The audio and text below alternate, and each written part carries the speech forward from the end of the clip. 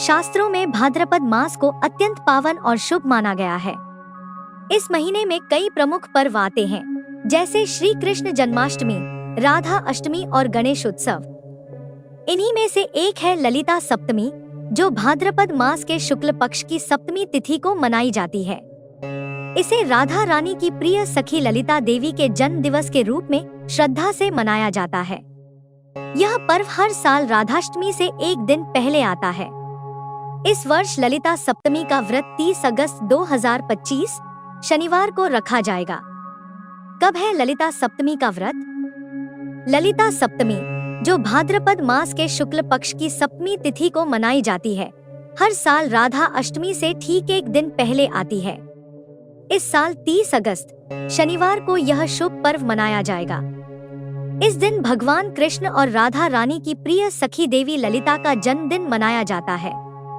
वैदिक पंचांग के अनुसार भाद्रपद मास के शुक्ल पक्ष की सप्तमी तिथि 29 अगस्त को रात 8:21 से शुरू होगी और 30 अगस्त की देर रात 10:46 तक रहेगी।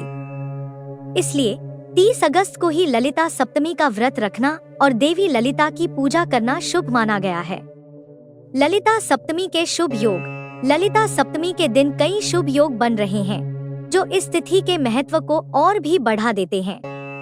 इंद्र योग, यह योग दोपहर 3:10 तक रहेगा। त्रिपुष्कर योग, यह योग दोपहर 2:37 तक रहेगा। इन शुभ मुहूर्तों में राधा रानी और देवी ललिता की पूजा करने से भक्तों की सभी मनोकामनाएं पूरी होती हैं। क्यों मनाते हैं ललिता सप्तमी? देवी ललिता को राधा रानी की सबसे करीबी और प्रिय सखी माना जाता है। राधा और कृष्ण की रासलीला और प्रेम कहानी में उनका बहुत बड़ा योगदान था। इसलिए ललिता सप्तमी का पर्व उनके जन्मदिन और उनके सम्मान में मनाया जाता है।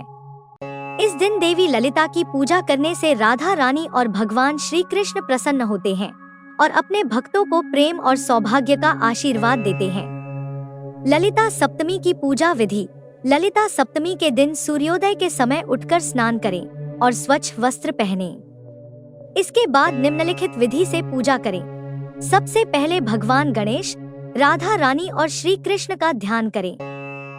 एक घी का दीपक जलाएं। देवी ललिता के साथ राधा कृष्ण या शालिग्राम की प्रतिमा को चावल, नारियल, हल्दी, चंदन, फूल और गुलाल अर्पित करें। पूजा के लिए मालपुआ का भोग शुभ माना जाता है, लेकिन आप अपनी पसंद की कोई भी मिठाई भी अर्पित कर सकते हैं। पूजा के अंत में जल का अर्घ्य दे और दाहिने हाथ में मौली या लाल धागा बांधे। ललिता सप्तमी व्रत का महत्व। ललिता सप्तमी का व्रत विशेष रूप से उन लोगों के लिए महत्वपूर्ण माना जाता है जिन्हें संतान प्राप्ति में बाधाएं आ रही हों। इस व्रत को करने से संतान सुख और जीवन में सुख समृद्धि मिलती है।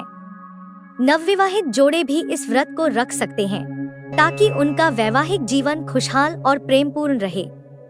मान्यता है कि इस व्रत को सच्चे मन से करने से व्यक्ति की सभी मनोकामनाएं पूरी होती हैं।